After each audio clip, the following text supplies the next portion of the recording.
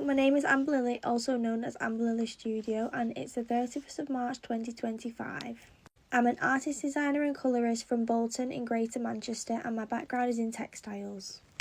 I studied textiles in practice at Manchester School of Art and graduated in 2023. Since then, I've been working freelance. I've always liked art since I can remember, but I only started to get an interest in textiles at college. My work is focused on colours and shapes that I find in everyday life, and I create art from that inspiration. I'm really inspired by nature, which I think comes from being in the outdoors as a child, going on camping and going on walks. I'm always looking for new botanical shapes to recreate within my work, and I'll usually go on a walk in my local area and take some primary photos to draw from. I also really love the earthy tones and colours, and being from Greater Manchester, I still love the urban environment just as much. I also frequently photograph graffiti and vandalism, not just for the raw expressive quality but also for the bold and unexpected colour combinations that they create. My biggest influences change a lot. I follow a lot of artists online and a lot of them are painters despite doing textiles. I just really love the colour combinations and the marks that they make. I really like to use mark making in my work, so it's something that I like to focus on a lot when I'm doing research.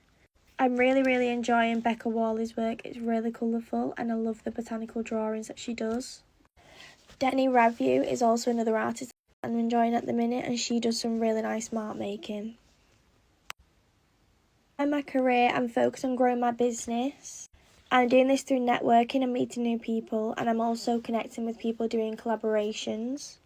Open call exhibitions are also a really great way to expand and engage with like-minded people.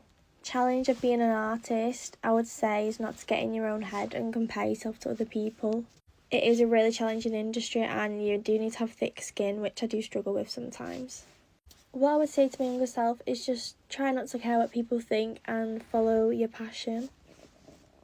Since I've always been creating since I was little, I've tried a lot of mediums. I did fine art at college and I also did textiles at college, so I learned a lot there.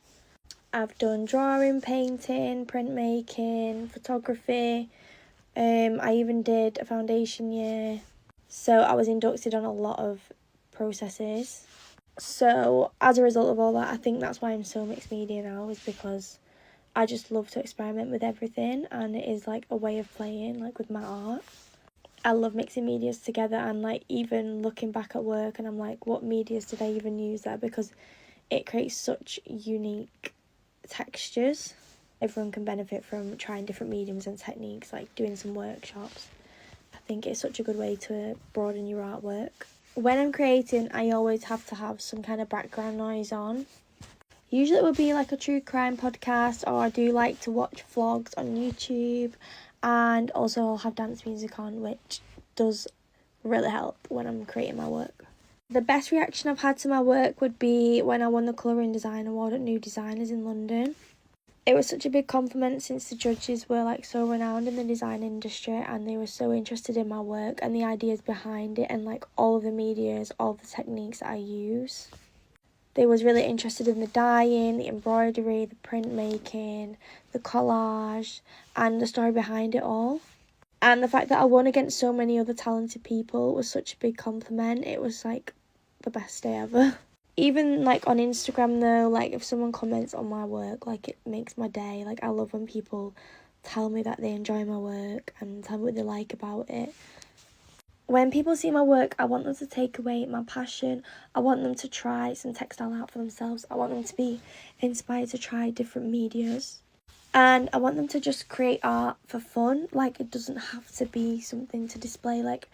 You can just experiment, and that's kind of what I want people to take away from that.